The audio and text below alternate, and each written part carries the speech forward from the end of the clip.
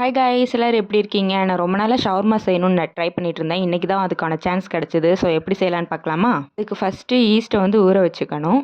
பவுலில் 1 teaspoon ஈஸ்ட்டும் 2 teaspoon சுகரும் போட்டுக்கோங்க. வாட்டரும் ஊற்றி நல்லா மிக்ஸ் பண்ணி 5 மினிட்ஸ் அப்படியே ரெஸ்ட் விட்ருங்க. 5 மினிட்ஸ் கழிச்சு பார்த்தீங்கன்னா இந்த மாதிரி நல்லா பொங்கி வந்திருக்கும். அதுக்கப்புறம் நான் 1 கேஜி மைதா எடுத்திருக்கேன். அதில் வந்து தேவையான அளவு உப்பும் போட்டுட்டு அந்த ஈஸ்ட் இருந்துச்சுல அதையும் எடுத்து அதிலே ஊற்றிட்டேன். ஊற்றிட்டு கொஞ்சம் கொஞ்சமாக தண்ணி ஊற்றி நல்லா பிசைஞ்சிட்டேன். கொஞ்சம் கொஞ்சமாக ஊற்றுங்க, ஏன்னா மைதா வந்து சீக்கிரமாகவே தண்ணியை உள்ளே இழுத்துரும். அதனால் கொஞ்சம் கொஞ்சமாக தெளித்து நல்லா மிக்ஸ் பண்ணி எடுத்துக்கோங்க. இது எங்கள் அம்மா தான் செஞ்சாங்க. எங்கள் அம்மா மைதா வந்து நல்லா பிசைவாங்க. அதனால் எங்கள் அம்மாட்ட கொடுத்துட்டேன். எங்கள் அம்மா பிசைறதுனால பெஸ்ட்டு, அதனால் எல்லாமே எங்கள் அம்மா கிட்ட தான் கொடுப்பேன்.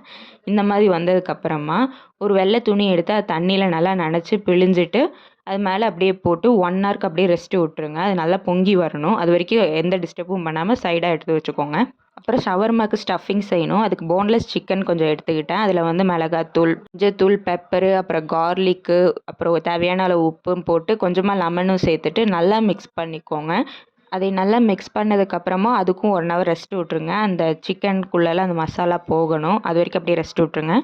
ஆஃப்டர் 1 ஹவர் கழித்து பேன் வச்சுட்டு அது நல்லா ஹீட் ஆனோடனே பட்டரும் போட்டு நல்லா எல்லா இடத்துலையும் தேய்ச்சி விட்டுக்கோங்க.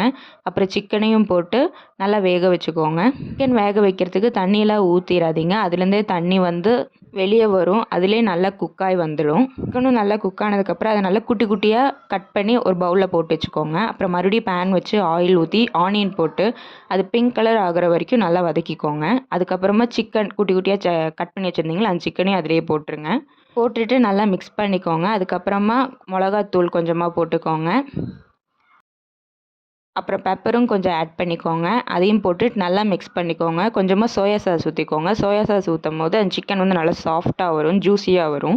5 மினிட்ஸ்க்கு நல்லா மிக்ஸ் பண்ணிகிட்டே இருங்க. அந்த மசாலா, சோயா சாஸ் எல்லாமே கலந்து வர வரைக்கும் நல்லா மிக்ஸ் பண்ணிக்கோங்க. எல்லாம் மிக்ஸ் பண்ணதுக்கப்புறமா இன்னொரு பவுலில் போட்டுட்டு ஃப்ரெஷ்ஷாக மயோனிஸ் ரெடி பண்ணியிருந்தேன். அதையும் அதிலேயே போட்டுட்டு நல்லா மிக்ஸ் பண்ணிக்கோங்க.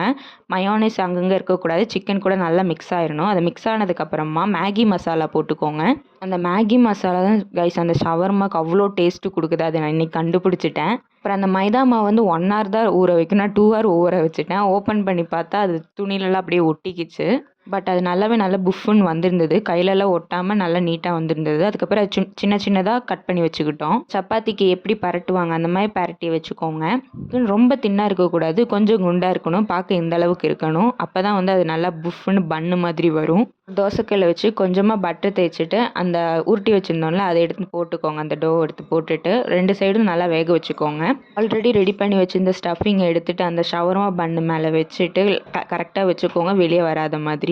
அதுக்கப்புறமா மெதுவாக ரோல் பண்ணுங்கள். ரோல் பண்ணிங்கன்னா இந்த மாதிரி அழகாக ஷவர்மா ரெடி ஆயிரும் கைஸ். எங்கள் அக்கா வீட்டிலேருந்து வந்திருந்தாங்க. அவங்களுக்கு எல்லாத்துக்கும் செஞ்சு கொடுத்தா அவங்க சாப்பிட்டு பார்த்துட்டு அப்படியே கடையில் இருக்க மாதிரி சூப்பராக இருக்குமாளு அப்படின்னு சொன்னாங்க கைஸ். இதே மாதிரி உங்கள் வீட்லேயும் நீங்களும் செஞ்சு கொடுங்க கைஸ். மீண்டும் நாளை சந்திப்போம். பாய்.